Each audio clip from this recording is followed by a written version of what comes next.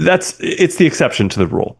Typically, what you have is someone who has been deluded or grown up with a frame of reference and hasn't experienced any others to know any better, that to everyone but themselves looks like evil, but they think they're doing the right thing.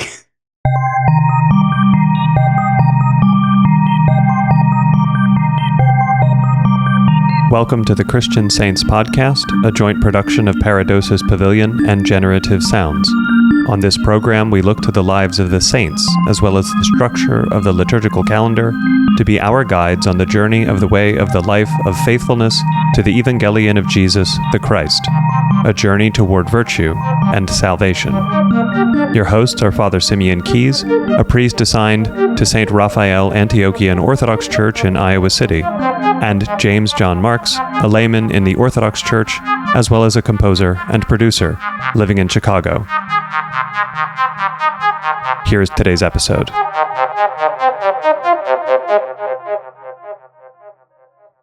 In the name of the Father, and of the Son, and of the Holy Spirit, God is one. Lord have mercy, Lord have mercy, Lord have mercy. In the name of the Lord, Father, please give the blessing.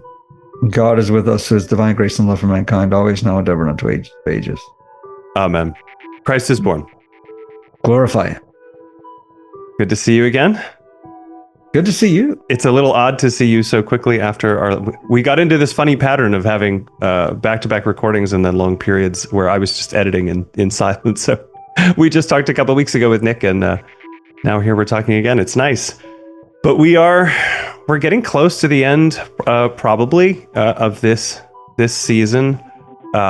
This recording presumably will get cut in half, as most of them have, and then we may record one more time before House Blessings and the Triodian and Lenten things make your life untenable. And so we'll see if we get one more in or not. But one way or the other, we're coming down to the wire here in this seventh season. And our thrust for, I think, almost all of it really has been this conversation around ideology and the role of ideology in the way of the life of faithfulness. And for the most part, what we've been saying is it doesn't have one. There are certain ideologies you can't have and bring along on the way. There are certain things that are just totally incompatible, but there's none that are totally compatible, I think, is really what we're trying to get to. And you brought up a good idea while I was in Phoenix. So we've been sitting on this for a good little while. It's given us time to germinate some ideas around this that may be a good way to cap off this conversation of why we've been saying that our ideology always has to, at best, take a back seat to our faith. If not, really, should we be striving not to have one at all? The reason why that's true is it's nearly impossible to have an ideology that we want to hold and we want to put forward and we want to give some energy to without falling into the problem of pursuing utopia. I think that's the word we've decided we want to use. And the scriptures, the history of the church, the saints of the church, they don't have a lot to say about utopia. We talk a lot about paradise, but paradise and utopia are not the same thing. And this was your idea, so I'm going to let you unpack it because you'll do a better job than I did. But there's this kind of unwritten assumption in our cultural discourse that there's no problem humanity can't solve, that there's nothing we can't overcome, there's nothing we can't do. Given enough time, given a big enough lever, however you want to put it, we'll eventually get there, which, to be blunt, is the dream of the Enlightenment. And early on in this season, we kind of bashed on the Enlightenment pretty hard. So it's not too difficult to see that we would take issue with that assertion. And there are people who are trying to be Christians who are still buying into this idea, and this is why we feel like we need to keep sort of harping on this. I saw a thread the other week from some people that were talking about how we need, through orthodoxy, we need to redeem American culture, and I was never really quite sure what they even really meant by that. It was difficult to tell. It seemed like what they really meant was rolling the clock back 600 or 700 years to when England was still an Orthodox country or something. But what that has to do with America, I'm not even sure. But that's not the project. We're here to meet God, and as we evangelize, our message should be, hey, would you like to meet God? Right? Not, hey, would you like to live in a better culture that has God in it? That's too small, frankly. It's too small. So anyway, I'm going to shut up. I'll let you talk about this. But this idea of constraint versus unconstraint as a vision for the human person and therefore for human culture is the thrust of today's conversation.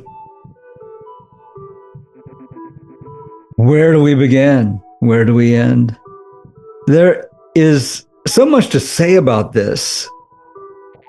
We've talked a lot about the difference between ideology and theology and the experience of the kingdom of heaven, all of these things. At least we've touched on it so many times because, as I've said, we think about politics as being sometimes the most important thing in some people's lives, in American culture, it seems. But really, where do people's political ideas come from? And the truth is, there is this underlying ideology. And if we go to the political right, we find an ideology. If we go to the political left, we find an ideology. And that ideology essentially is a religious ideology for many people, because they draw from that to ask very fundamental questions about who is God, how should the world work, what is a man or a woman, what is the proper relationship between men, what is the proper relationship between women, what is the proper relationship between men and women, what is marriage, what is the relationship between human beings and the world, all of these sort of things. And sometimes religious language is used. And I like to make the point that when we look at political parties, for example, one political party tends to co-opt Christianity more than the other, when in fact the content of what they're saying, using sometimes biblical language, is actually an ideology. It's not real historic Christian theology. And when I say historic, I mean Orthodox, going back to the apostles, apostolic theology. But we also see, there's a long tradition of this in America too, on the left, of co-opting biblical ideas, biblical sentiments, or words that evoke sentiments, and using that with, again, content that is ideological. So here we are. We have two different ideological streams in America. And many of the questions that people have, many of the debates that people have about particular issues, sometimes it seems that people talk past each other all the time. And I know there are certain topics. I mean, you take a topic like abortion or something, and try to discuss it politically. And it's very difficult for some of us, especially Orthodox Christians, to even talk to someone about it.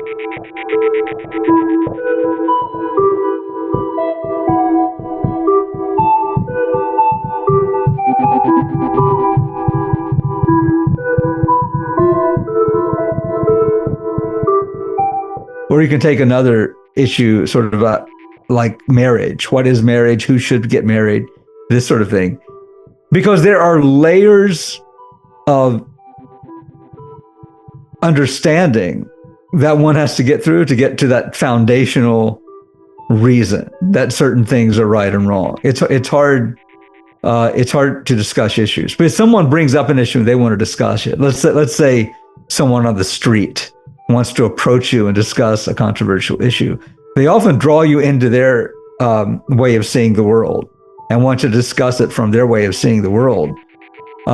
When your way of reaching your conclusion is so different, I mean, some of your foundational beliefs are so different that you really don't find much resolution.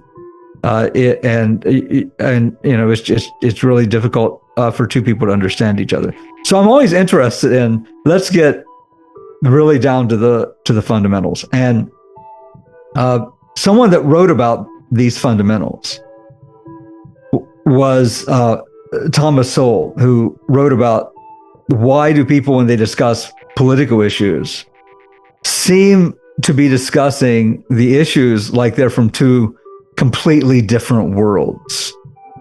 And his answer is that people come from one of two assumptions. One is being an unconstrained vision of man. And we're dealing with really visions here, fundamental visions, an unconstrained vision and a constrained vision. And an unconstrained vision really can, in the future, in sort of the trajectory, can be sort of a utopia on Earth. And the constrained vision sort of has this assumption that you're not going to reach a utopia because of the nature of human beings. So it is a human being, one that has a perfectible and changeable nature, or is a human being one that is innately flawed and selfish, and sort of in many ways stuck in that particular kind of human nature, that particular kind of human condition. And this brings us to other considerations. For example, education. Can you educate people enough? If you educate them early enough, let's say, and well enough and thoroughly enough, can you essentially change human beings into what you want them to be, so that they can be part of and work toward this utopia? Or does that really matter? I mean, are you really going to educate those problems out of them, their selfishness and all of their human flaws? So I find this fascinating because it goes back really in some ways to a very simple question. Are humans innately good, or are humans innately evil? And maybe that might seem a little too strong. Let's say, are humans innately inclined toward good, or are humans inclined toward evil, or inclined to some degree toward evil? Or are human beings healthy, and let's say a normal human being sort of being in a state of good psychological health, spiritual health, etc.? Or are human beings innately, as an assumption, psychologically and spiritually sick? All of these really matter. And I'm going beyond sort of this political idea of Thomas Sowell as I'm speaking, because we would understand as Orthodox Christians not as just about explaining different visions that we see in the political realm, those underlying visions, but we would see it really as a theological issue. And I like to make the point that this is not something that we just see in both the Christian East and West. This question about are Christians innately good or evil? And we could compare it to traditional Christianity and to the Enlightenment, post-Enlightenment. But we see this also in Chinese culture, in the history of Chinese philosophy. This question: are human beings innately good, have a good nature, and therefore the education of a human being is about a self-cultivation in order to make sure that these natural good things, these natural, let's say like sprouts, that they are nurtured into what is really natural for the human being? Are they nurtured? We're just nurturing what is natural. Or are human beings, at least to some degree, evil and again selfish and inclined toward evil, let's say, rather than saying evil? Are they naturally inclined toward evil? So yeah, we have to self-cultivate, but self-cultivate means that not that we're nurturing that which is natural, but we are actually correcting that which is natural, because what is natural is actually inclined toward bad things, at least to some degree. And that, again, it goes back to Chinese philosophy, which also affected the political philosophy in China. So I'm not interested, and we're not interested really in the political side of this, but it matters because, as I've said, many people think in America they are not religious, but they are very religious. And politics actually is their religious expression. It's not their religion. Their religion is their human ideology, whether to the right or the left, that underlies their politics. And what we're really interested in is that there is another way, right? That is not rooted in what we would call, from an Orthodox perspective, human ideology or just human wisdom or human religion, if we want to go to say that. One of the things that I find fascinating in engaging with Chinese literature, both the sort of dense philosophical stuff, but also fiction, storytelling through a Chinese lens, and even that's too broad because there are many. A Chinese lens now and a Chinese lens 2,000 years ago are not the same thing. So I'm being overly broad, but it's, I guess mostly what I mean is a lens that is so different from mine. Those distinctions almost don't matter. The experience for me of reading these things is experiencing something thoroughly other, whether that's ancient or contemporary. It's still thoroughly other, and that's useful sometimes to have that experience of, what is my reaction to this thing that I have no point of reference for? And one of the ways that I've found that very useful, and this is true with silly things like a late 80s Jackie Chan movie, but also with much more serious, dense things like the Return of the Condor Heroes or something like that are these vast epics with dozens of major characters and things.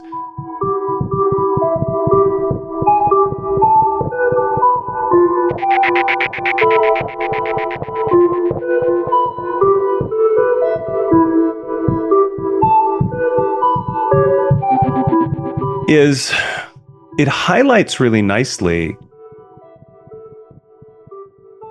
You brought up this issue of every culture kind of wrestles with this idea of, are humans inherently good or are they inherently evil?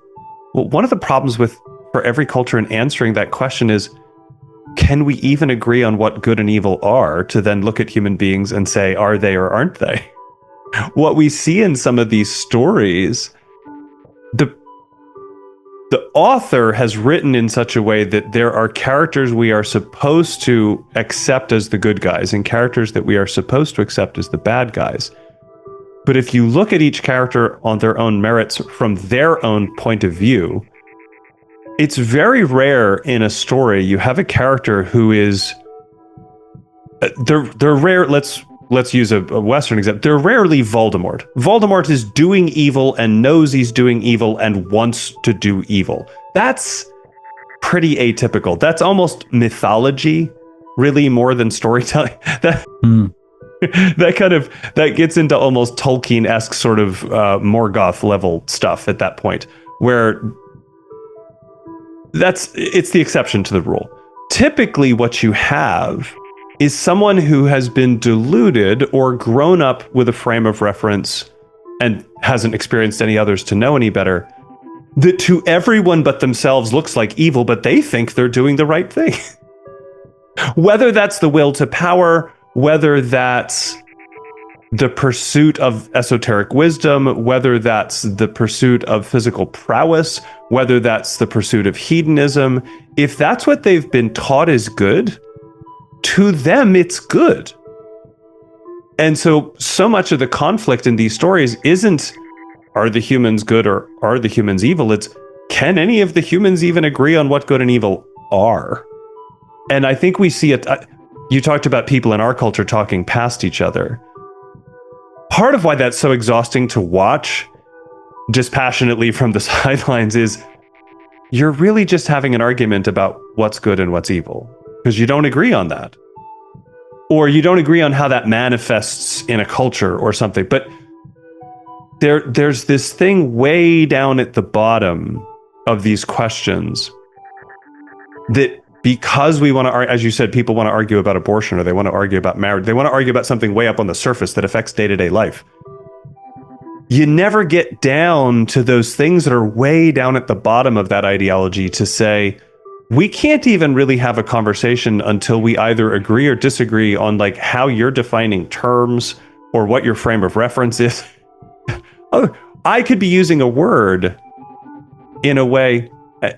For Christians, the word faith in English, for English-speaking Christians, what a Calvinist means by faith and what you and I mean by faith are not the same. And I'm not saying Calvinists are totally off the mark or something. It's just we use the word differently. We simply do. Or salvation. If we're going to have a debate, or particularly salvation, if we're going to have a debate about how do you get saved, the first thing I'm going to say to somebody is, well, what do you think being saved is? Because we probably don't agree on that. I'm guessing, with most people speaking English, unless they're also Eastern Orthodox, we probably don't think that's the same thing. So let's start there. And then we can decide what role faith has in that thing. And so in the broader conversation, so much of the headbanging that goes on is just unexamined assumptions and unexamined frames of reference and unexamined definition of terms. And because we get emotional about all of it, nobody's capable of... One of the things I find funny about the dream of the Enlightenment is we'd have to become automatons for that to be possible. Because we'd have to be capable of being completely unemotional in these kinds of conversations to ever get down to a point where everybody could eventually agree on something. Mm. Wouldn't we then sort of cease to be people? Being emotional isn't always a good thing, but the impulse to emotion, correct me if I'm wrong, but I don't think, in terms of the passions, we talk about sort of the need to acquire sustenance is a passion, but it's not a problematic passion until it becomes gluttony, as opposed to other passions, which are just always a problem, right? And as far as I know, the emotions are not always a problem as such. Yeah, we talk about the sinless passions, which Christ took on, right? And being hungry. That's the phrase I was looking for. Right? He stood before Lazarus' tomb and he wept. He is moved with compassion. And we see in the person of Christ healthy responses, right? For example, even though as God, he could raise Lazarus, it is natural for a human being to weep standing before death. What death does, and the effects of death on people we love. The impact on Lazarus, but also the impact on Mary and Martha. Right, exactly.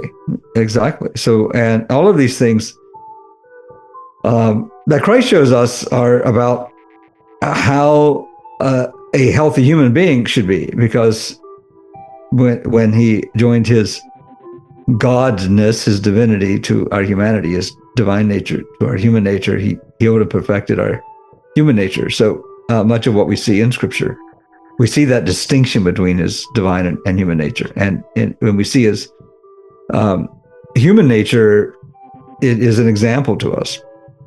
And the important thing about our emotions with everything else is that we bring those emotions in line with the spiritual life. We bring it in line with the will of God, that the emotions are really subservient to our spirits, rather than being just like our rationality, rather than being the main thing and us being moved here and there by our feelings. We know that most of us know that our feelings are not very reliable. Just our reasoning is not very reliable. And our reasoning is often especially not reliable because it conspires with our emotions, right? When people feel a certain way, they will be completely self-justified in reasoning however they want to. So we have to watch out for those things. But again, this goes back to this whole issue. The relationship between our rationality and our emotions and the spiritual life. This underlies so many of the particular issues that we deal with in life, like relationship issues, for example, issues about identity. When we turn our emotions, how we feel, into an identity, or let them tell us what our identity is, or how we think we are, right? If I think I'm Napoleon, then I am Napoleon, you know?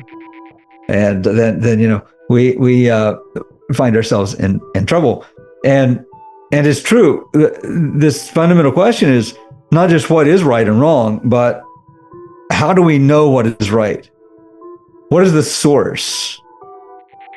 The absolute source for truth regarding what is right, what is wrong, what is good, what is bad, or good and is evil. What is good and what is evil? All of these things, and those aren't really. I don't mean there's this kind of like philosophical questions, or certainly not rhetorical questions. It's when we ask like, "What is evil?" It sounds like it's rhetorical.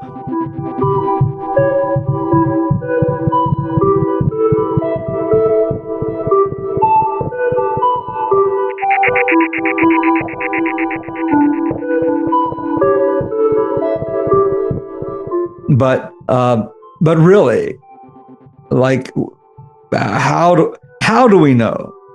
And the interesting thing is, it's how we know in the deepest sense isn't even with our rational minds.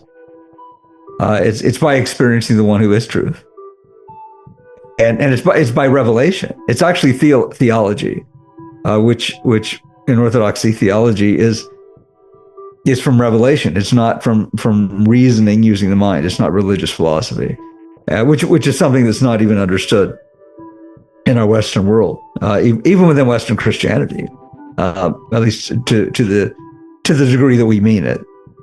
So, underlying all of these questions about definitions. I mean, we have a problem in our society because people often use words like love and peace and compassion and joy. Right now, this time of season, this season, shouldn't say this kind of season, but this is the season of Christmas. So it's probably the main season of the year in which we talk about joy in the world and peace.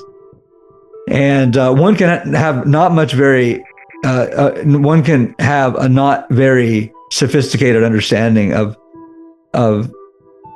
peace according to what Christians mean by it, and say let us have peace on earth right now, right? Let us be peacemakers. Blessed is the peacemaker. Now we look at the gospel and we find that Christ is the Prince of Peace, and we see his birth declared with joy by angels and by those who have been called. And yet, what do we see in this story? Christ is born, the Prince of Peace. And then what happens? Herod is trying to kill him and then slaughters the infants and young children in Bethlehem. And then Joseph takes Mary and the child and flees to Egypt. And then they stay in Egypt until Herod is gone. And then they come back into Israel. And then they're warned again to not stay in southern Israel, but to go up toward the north. So they end up in Galilee and Nazareth. And it's a very long journey. And you hear this story and you're like, here we are, the Prince of Peace is born. And now you have a slaughter of children. And And it keeps going, right? This story, the Prince of Peace, as he begins to preach, what happens is it causes conflict. And he even says, I come not to bring peace, but a sword. Well, what does that mean? How does the one who is the Prince of Peace, who comes to bring peace, the only one we are told who can bring peace between God and man, now saying he brings a sword? And then, the cross really shows us what happens when the Prince of Peace comes in for the salvation of the world, and how the world reacts to that. Right, the world, which we try, I say we as human beings are tempted to try to make into a utopia. We get this sense that the world is actually opposed to the one who comes to bring peace and to actually bring us into paradise. Well, and the utopian would say that Saint Joseph the betrothed did the wrong thing. Instead of fleeing to Egypt with Mary and Jesus, the utopian would say, having been warned about what was going on, Joseph should have gone and tried to stop Herod's soldiers from killing babies.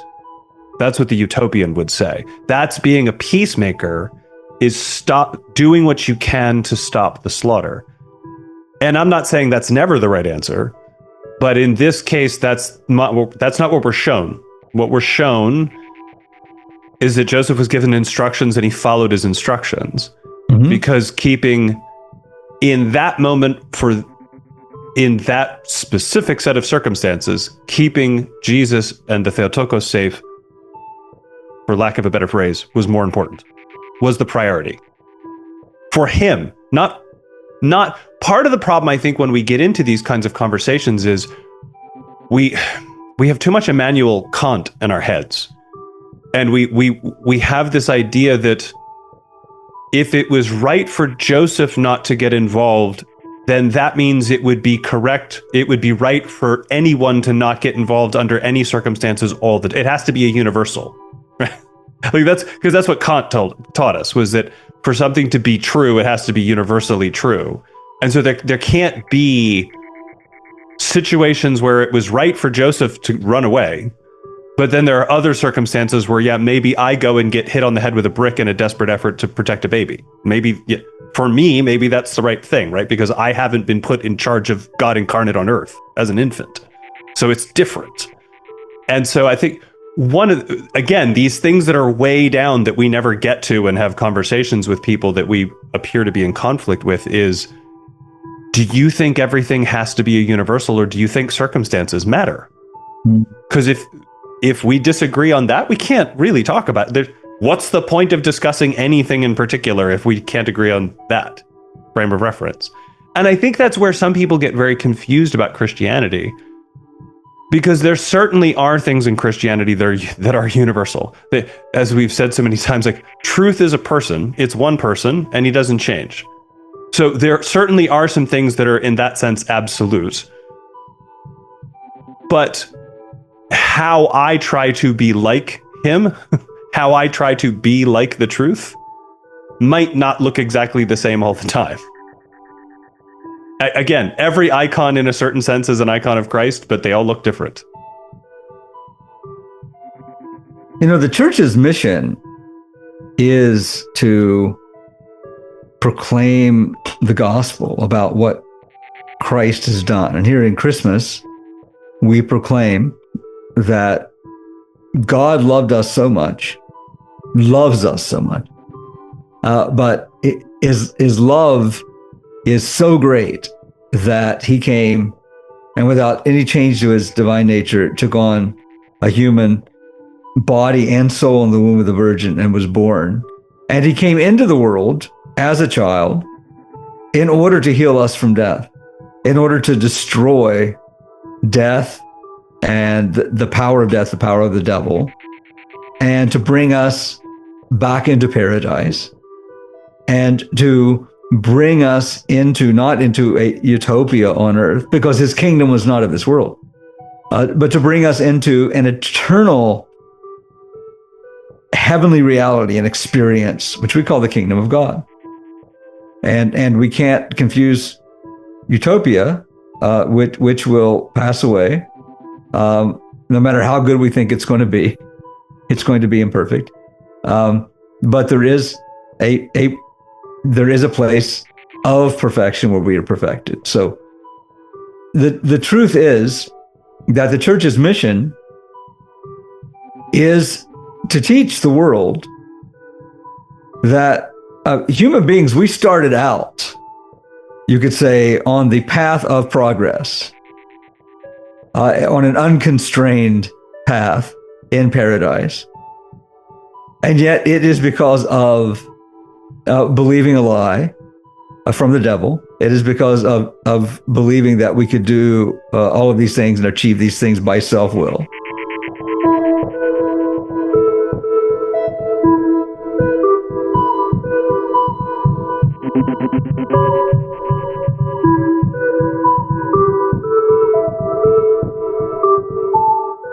The same problem we see later on at Babel. But that we can achieve all of these things according to our self-will through disobedience to God, paving out our own way as human beings. That we fell into this experience that we call death. This is what constrains us. And by death, it has to do with these passions, these unnatural movements in our soul, the sinful passions. We have the sinless passions that are part of our mortality, but they're the sinful passions that are the real problem. Lust and anger and selfishness and gluttony and laziness, all these things. We could talk about, a few of them, like 7 or 8 of them, or we could list like about 100 of them. I mean, if we really want to talk about all those things that are really symptoms of the same core problem, which is this death, which is this really a being cut off from the fullness of the experience of God, who is himself life. We only are fully alive when the one who is life himself is at work within us. And the heart is darkened, the heart being not just not a place we associate with emotions in the West, but that which is associated with the physical heart, but it's the spirit, it's the darkening of the spirit. And a forgetfulness of God, living by impulse, falling into by impulse, I mean by sort of an animalistic impulse or inclination, rather than having a reason that is in harmony with the spiritual life and living as truly reasonable human beings, which requires the activity of the spirit, not just cold rationality. All of these things, and more. I mean, that which is internal to us and that which causes relational conflict with other human beings in marriages and out in our workplace, everywhere. All of these things that we call death, right? And that death really does constrain us because we have a blindness to even seeing the world as it really is and seeing each other as it really is. We've cut off ourselves from the one who is the source of knowledge for what is good and what is evil and what is love and what is compassion and what is the right thing to do. How is the right way to be? All of these things. But Christianity also, we have an incredibly optimistic vision because Christ came. This is the importance of authentic Orthodox Christianity, because we know and we live this reality and we proclaim this reality that Jesus Christ came, God in human flesh, in order to destroy the power of death and the devil, and that we might be unconstrained and make real progress, not societal progress, but progress in the experience of the one who is life. I mean, this is not just becoming morally better or doing, better things ethically. This is being transformed by God's grace, like fire purifying gold, like fire transfiguring, molten glass or metal so that it can be shaped. And how in the fire it radiates with the properties of fire. All of these things, these images that we have, and this is also the experience of what we call the kingdom. This is very different than trying to create some kind of social or political utopia on the earth, which is really self-referential, oriented. Even if people reference God and try to bring theology into it. It's very humanistic, and we can only accomplish these things and actually be unconstrained, actually make true lasting progress and be healed and fulfill our call to love neighbor, enemy, all of those things.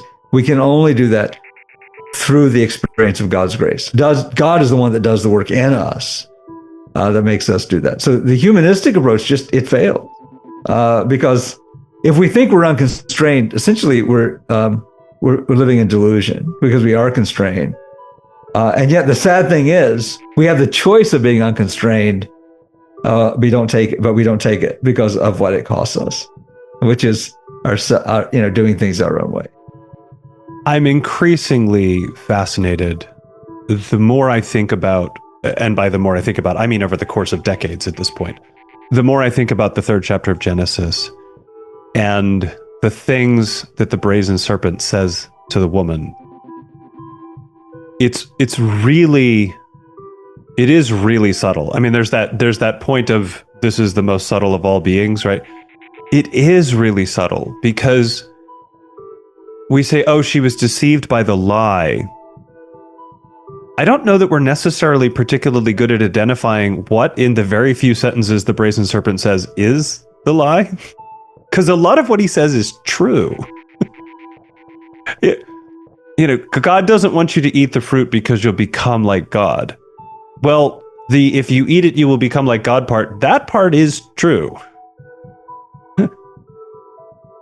The issue is not eating this fruit. Was this like weird thing where for some reason God created a fruit that if we ate it, we would become like him, but he never but it was like a mistake. He shouldn't have made it, right? And then he realized afterward, like, why did I make that? I gotta make sure they don't eat it. I mean, that makes no sense, right? Yeah. We were supposed to eat it, just not until he told us to. In obedience. And right, exactly. Right. It is a constraint. We were unconstrained and we were given a constraint so that ultimately we could be unconstrained. And the subtleness of the lie that the devil slips in is God doesn't want you to be unconstrained. And so if you want to be unconstrained, you have to do it without him. Yeah, right. I mean, God knows that you'll be like him if you eat from. It's one of these like, your finger to the side of your nose things of like, oh yeah, God knows that you'll be like him and he doesn't want that. So you just go ahead and eat it and we'll see what happens, right? And when we dig into that and realize how subtle, I can't think of a better word, how subtle that is, how close to the truth that is. I think it wasn't this most recent time we talked to Nick, it was the previous time when we talked to Nick about a completely different set of icons, not the nativity set, the other set, where he made the passing comment about heresy isn't a lie, heresy is a half-truth. Which is glib and probably not 100% accurate, but is useful. That's what's going on here. It's not that everything the serpent said was a lie, because it isn't. There's this tiny little twist right in the middle of a bunch of things that are right. There's a corner that gets turned, and if you don't see that corner gets turned, you're going to be like, oh yeah, that all makes sense. You have to see the turn. It's the wedge between the people, the persons, and God. It's, oh, God wants to keep this distance between you and him. It's like, well, no, of course not. Why would he have made them if he wanted there to be distance? And that then sets up, I mean, as you say, then we have this problem with death. My comments earlier about, you can look at these stories from all over the world and from all through history, and they give you so many different lenses of human experience. And I've made comments in the past of thinking that I have this broad sense that every religion is essentially a reaction to the problem of death. And the difference between Orthodox Christianity and everything else is our solution to the problem of death is an actual solution, and none of the others are an actual solution. But we all come from the same motivation, which is death is a problem. And I also think in the same way, the fear of death is at the heart of all human misbehavior. What I was talking about earlier of like philosophies or ideologies of things that push people into the will to power, or push people into hedonism, or push people into the pursuit of the esoteric for its own sake. What's the underlying motivation in each of those excesses? It's, or we look at the world around us today with people that are drinking, they don't eat they never sit down and have a meal with family. They just drink perfect health out of a bottle 3 times a day. What's the underlying motivation under all of this? If I pursue this thing, I'm less likely to eventually die. It's all the myth of there's a way out of this problem. There's a way to not die. Right? If I amass enough power, nobody can kill me. If I fulfill my appetites all the time, I'll never starve to death, in whatever sense that might be. If I learn the darkest secrets, eventually I'll learn the secret of escaping death, right? Like that's what's supposed to be at the bottom of that rabbit hole, is the magic trick that gets you out of death, that makes you immortal. And so in some ways, especially at Nativity, especially at Christmas time, I bring you, you were laughing about the dichotomy of bringing the message of peace, and then all this not peace happens. But at the same time, as we say so many times, that the most common commandment in Scripture is fear not. We even see it in the passages at this time of year. And we bring you tidings of great joy, which shall be to all people. Well, a baby being born to a pair of impoverished people who are living as itinerant people at that particular moment, that's not great joy for all people. Which is why I said last time, what we're celebrating isn't merely Jesus's birthday. That's too small. What matters is God becoming incarnate on earth, because of what will happen ultimately through that action. That the glad tidings of great joy is, this is the beginning of God's movement in creation to destroy death. And then when I come and I say, fear not, you can, because there's nothing to be afraid of anymore. Thank you for listening to this episode of the Christian Saints podcast. We appreciate your attention.